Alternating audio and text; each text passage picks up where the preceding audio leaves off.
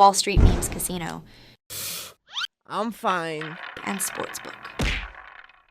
Andrew McCart, IFLTV. I'm here at a very, very noisy Barnsley City Centre here. With me I've got Billy Deniz, the Turkish Tyson. I said to Dave Colwell there, and I said, I'm really excited for Billy Deniz because I've done numerous interviews with you. I've seen your highlight reel knockouts and whatnot, but I've never been to one of your fights. This is my first fight I'm going to witness, and yeah, I'm excited. But how excited are you first and foremost? I'm just buzzing to be here, and I'm buzzing that it's Callum's undercard. You know, me and Callum are really good mates, and we've spoke about moments like this, so it's surreal to be fair, and I'm buzzing to be a part of it.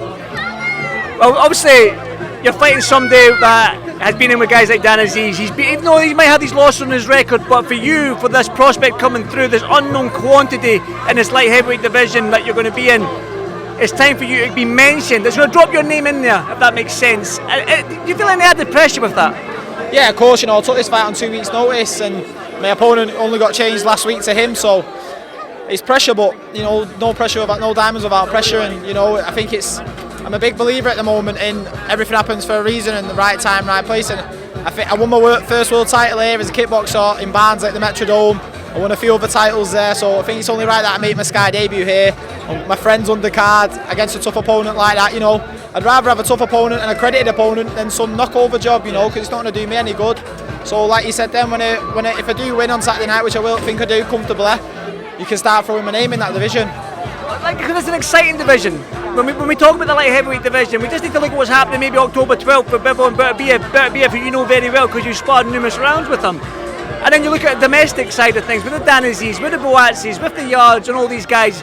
For you, I know your management team and Kevin and maybe Joe, they're going to rein you back, but are you going, get me there quick, I need to get there, I want to be involved in these big fights? Yeah, of course, everyone wants to be involved in these big fights, but you've got to trust your team, and you know, Kevin's experienced in this game, so's Joe. Joe's really experienced, so I've got to trust in them, and they'll know when I'm ready. So I'd rather take longer to get there and stay there than rush there and get knocked back. Do you know what I mean? So I've just got to trust in my team, which I do.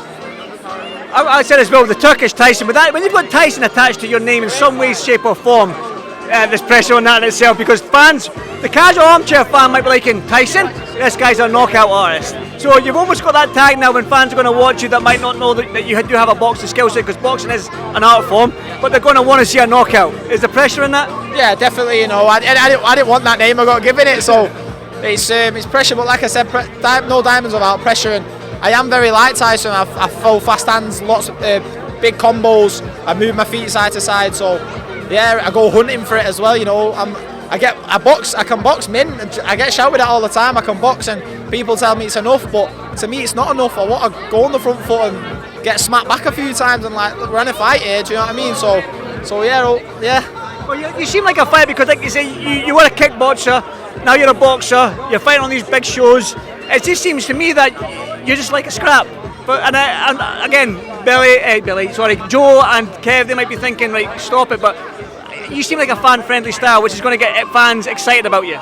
Yeah, definitely. You know, I do like to fight. You know, kickboxing, it's like fight or flight. You can't really kickbox like we call it box. You know what I mean? You can't box. So short, fast pace. So yeah, I do have it in me, but I can box really well. You know, you've got to think about like Joe and Kevin always say to me, like, you got to think of long term. You can't be taking too many hits or going through hard fights at this young stage when you've got world title fights to go through. So sometimes you've got to listen, I guess, but sometimes I don't. As I've got to mention it, and it's probably a biased question because you're probably friends with Artur Bertbiev, but it looks like this fight is going to happen out in Saudi on October 12th. A tough opponent in Dimitri Bivol, undefeated. The styles are going to gel. You've got this come forward marauder, throws 100 punches around in Bertbiev, but then you've got the footwork, the skill set, the punching off the back foot in Dimitri Bivol. How do you see it?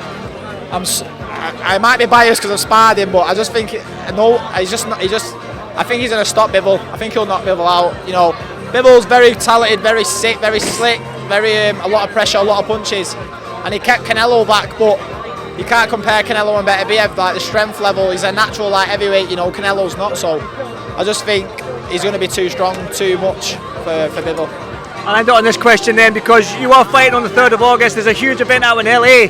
After your fight, are you staying up because it's a tremendous card? Are you going to go back home to Manchester, stay up, watch that card? Well, I tell you what, I took this fight on 2 weeks notice. I was about to book a flight to IB for that night, and Kevin rang me So I booked it for Sunday night instead. So I'll be on the flight to Ibiza at that time. So I won't be catching that big event. But yeah, I do think Crawford's going to come up short this time.